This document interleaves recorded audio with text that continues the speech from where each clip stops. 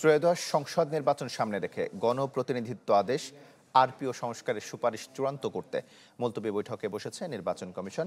এ বিষয়ে আরো খবর জানাতে সেখান থেকে সরাসরি যুক্ত হচ্ছেন আশিকিন প্রিন্স। প্রিন্স, এই বৈঠকের বিষয়ে কি কি তথ্য আছে আপনার কাছে?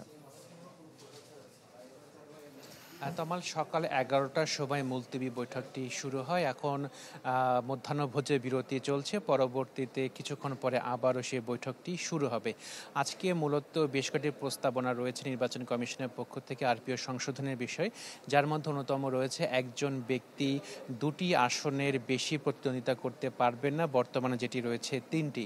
এছাড়া একজন প্রার্থীর সর্বনিম্ন শিক্ষাগত যোগ্যতা হতে হবে স্নাতক পাস। এছাড়া আন্তর্জাতিক অপরাধ ট্রাইব্যুনালে কেউ দণ্ডিত হলে তিনি নির্বাচনে অযোগ্য হবেন বলে প্রস্তাবনা রয়েছে। এছাড়া আইন শৃঙ্খলা বাহিনীর সংঘাতে যাতে সশস্ত্র বাহিনীকেও যুক্ত করা যায় সেই বিষয়টি নিয়েও আলোচনা হচ্ছে।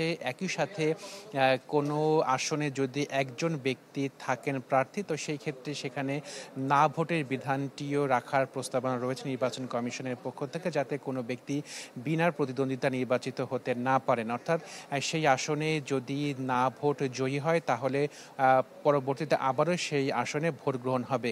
আরেকটি বিষয় গুরুত্বপূর্ণ যে কোনো একটি আসনের ভোট কেন্দ্রে যদি গোলযোগ বা অনিয়মের ঘটনা ঘটে তাহলে নির্বাচন কমিশনে যাতে এখতিয়ার থাকে ওই পুরো আসনে ভোট গ্রহণ স্থগিত করার যাতে সুযোগ থাকে নির্বাচন কমিশনের হাতে, সেরকম প্রস্তাবনাও রয়েছে। তো মূলত এইসব বিষয়গুলো নিয়েই নির্বাচন কমিশন সভার মুলতবি সভায় আলোচনা চলছে, যেখানে প্রধান নির্বাচন কমিশনার সহ অন্যান্য কমিশনাররা এবং নির্বাচন কমিশনের ঊর্ধ্বতন কর্মকর্তারা তার উপস্থিত রয়েছেন।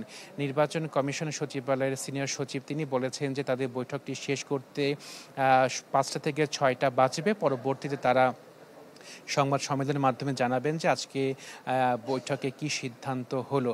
তো আমরা আপনাকে জানিয়ে রাখি যে ফেব্রুয়ারি মাসে নির্বাচন হতে পারে আগামী বছর। তো সেই লক্ষ্যমাত্রাকে ঠিক রেখে নির্বাচন কমিশন তাদের যে কার্যক্রম রয়েছে সেই কার্যক্রমগুলো তারা চালিয়ে যাচ্ছেন। তমাল। প্রিন্স, আপনাকে ধন্যবাদ। নির্বাচন কমিশন সচিবালয় থেকে আমাদের সঙ্গে যুক্ত হয়েছিলেন আশিকিন প্রিন্স।